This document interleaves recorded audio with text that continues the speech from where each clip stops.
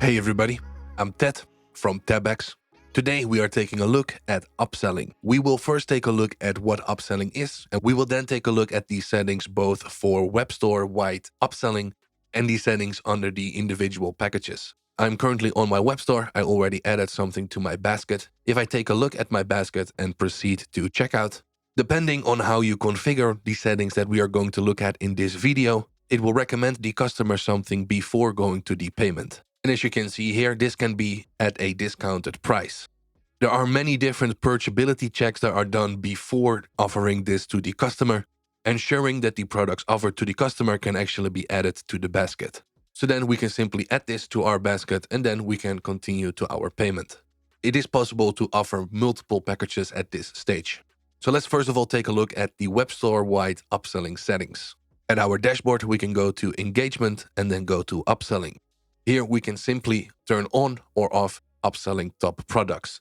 This way we'll automatically display the most popular products to customer during the checkout process. If you want more flexibility and more configuration options, we can also add a recommended package. We can select one of our packages. Optionally, we can then provide a discounted price.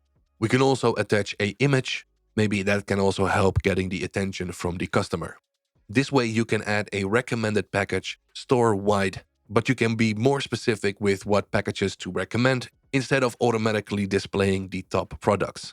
So on top of the top products and also the recommended packages, there are also some configuration options inside of the individual packages settings. One thing to note, if there is no upselling set for an individual package or there are no packages that are qualified to be offered to the customer, Tebex will fall back to the store-wide upselling. If that is enabled, it still tries to recommend those top products to the customer.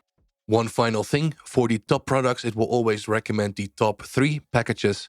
If one of those top packages is something that the customer already has inside of their basket, it will then try to find the next best package to recommend.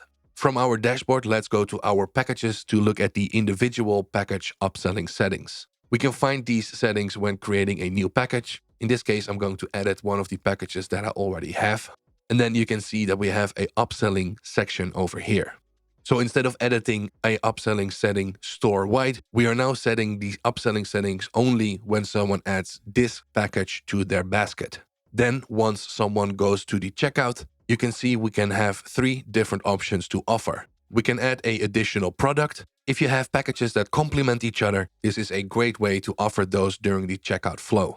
You can also offer to increase the quantity. This way customers can increase the quantity of the package during the checkout flow, basically saying if you take more than one from this package, you can get each individual package at a reduced price. Let's say a package costs $5.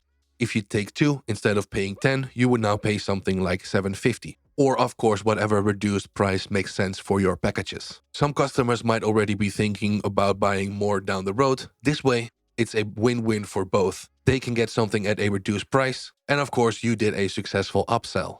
You can also add an alternative product instead of an additional product. Instead of saying let's add something to a basket, maybe you can offer them a higher package for a reduced price. When someone is checking out the $5 package, during the checkout flow, you could say, hey, would you be interested in the $10 package, but you can get it for a reduced price? Whatever the price is that makes sense for your package. Of course, depending on your package setup, it sometimes makes more sense to swap packages instead of adding more to the current basket. Let's quickly add one of these and look at the options that we get. For an additional product, we can add a picture just like we saw before. We can select, of course, what package. So let's select one of our packages. And then again, just like the settings before, we have an option to offer this at the reduced price. So I'm going to say €3.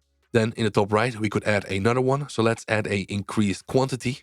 And as you can see, we get exactly the same options. And the same is true for the alternative product. And if you want to, you could add another alternative product. As you can see, you can just switch between these settings over here, giving you a lot of flexibility what packages could be offered to the customer. And could is the big word, because as I said earlier, we do a lot of different checks to make sure that the things that are offered are not packages that the customer already owns, already has in his basket, basically making sure that anything that is offered can actually be added to the basket and go through the checkout flow. There is a help button here in the top right, giving you a little bit more information of these things that I just explained and what things do. You can also click read more, and this will give you the upselling page. I will also link to that page in the video description. Then lastly, when going to statistics on the top right, under the overview, we can select upselling. Here we can select a date range, and we can then generate a report showing us exactly the revenue and the purchases from upselling. And I'm sure that will be a better graph than my demo store.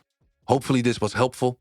If anything is unclear, feel free to leave a comment down below. And as always, thank you for watching and good luck with your Tebex store.